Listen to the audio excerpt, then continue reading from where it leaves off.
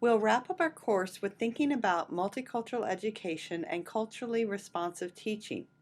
What does that mean for your classroom?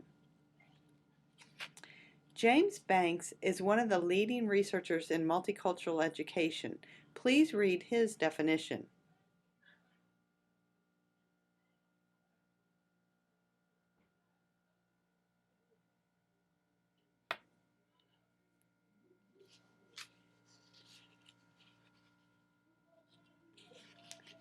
Education that is multicultural should be for all students, not just minority students. We need to prepare our students to work with diverse populations to be successful in the 21st century. Students must learn about similarities as well as differences in a quest for equity. Students in segregated classrooms need to know about the pluralistic world and their roles in social justice efforts. A multicultural curriculum must include multiple perspectives.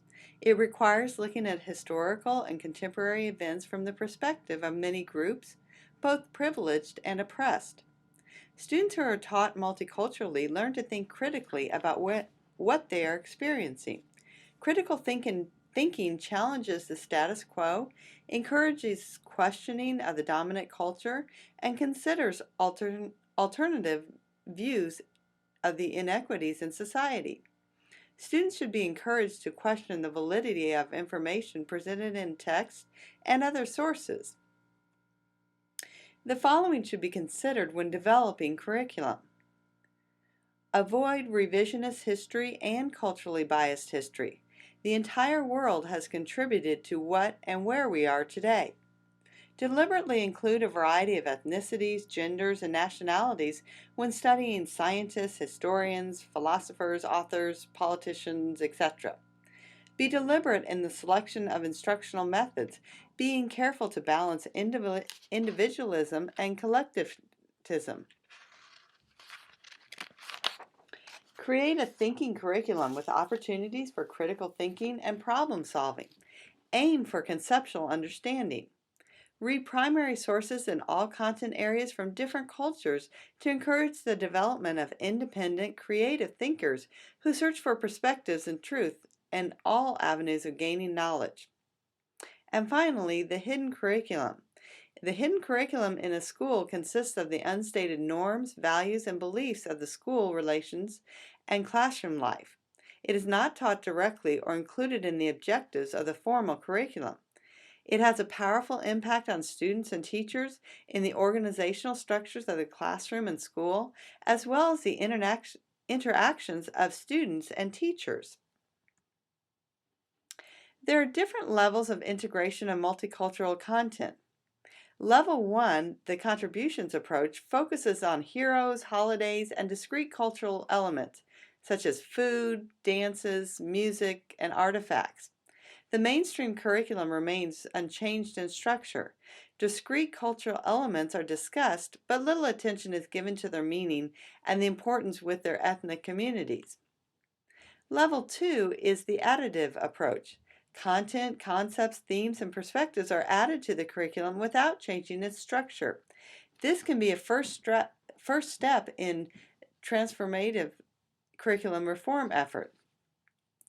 Level 3, the transformation approach, differs from the first two levels. This approach changes the basic assumptions of the curriculum and helps students to view concepts, issues, themes, and problems from several ethnic perspectives and points of view. And finally, Level 4, the social action approach. Students make decisions on important social issues and take actions to help solve them. The transformation approach is used and added to bring about change.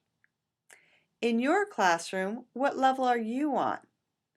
How could you move to the next level? Here are a couple things every teacher can do to make sure what is taught in the classroom is equitable to all.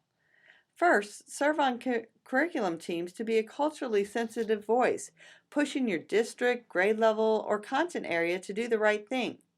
This is really getting better as many textbook companies are now producing texts that include multiple perspectives.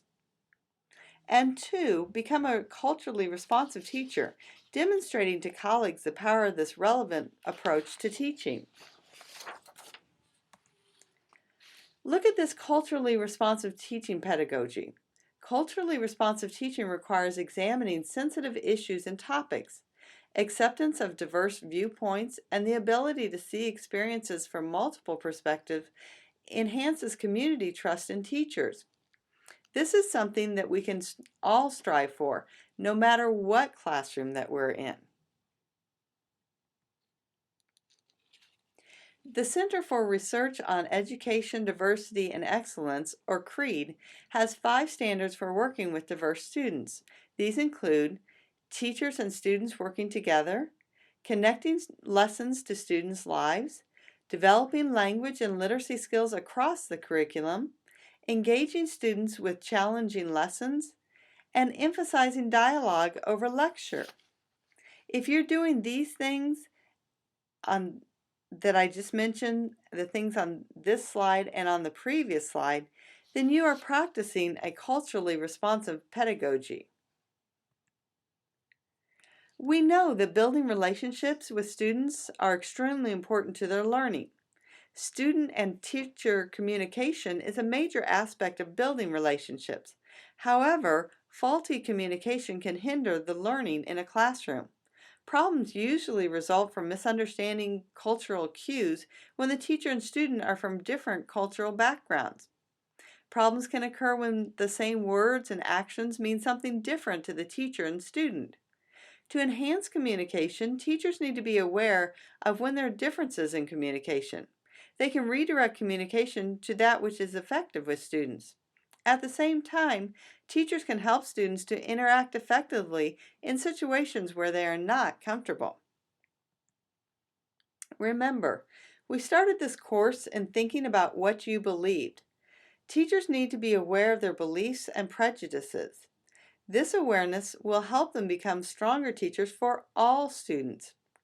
In Diversity and Motivation, Culturally Responsive Teaching, Lisa Delpit says, and I quote, "We do not see through our eyes or hear through our ears, but through our beliefs." End quote.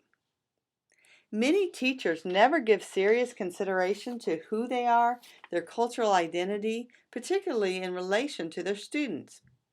It can be helpful to self-analyze your values, your culture, and your views, particularly when they come into conflict with your students or their families. Teachers should also analyze their interactions with students and communities to ensure equality and weed out discrimination. Where do you go from here? It is your responsibility in your classroom to expose your students to many diverse ways of thinking. Remember, you have power to help shape your students' thinking. You can make a difference. You have an awesome responsibility to prepare your students for an ever-changing world, but you have the power to do so. Thank you for your participation in this course. I've really enjoyed working with all of you and hope that you can take something away from the course that will help you become an even better teacher for all of your students. Thanks for listening.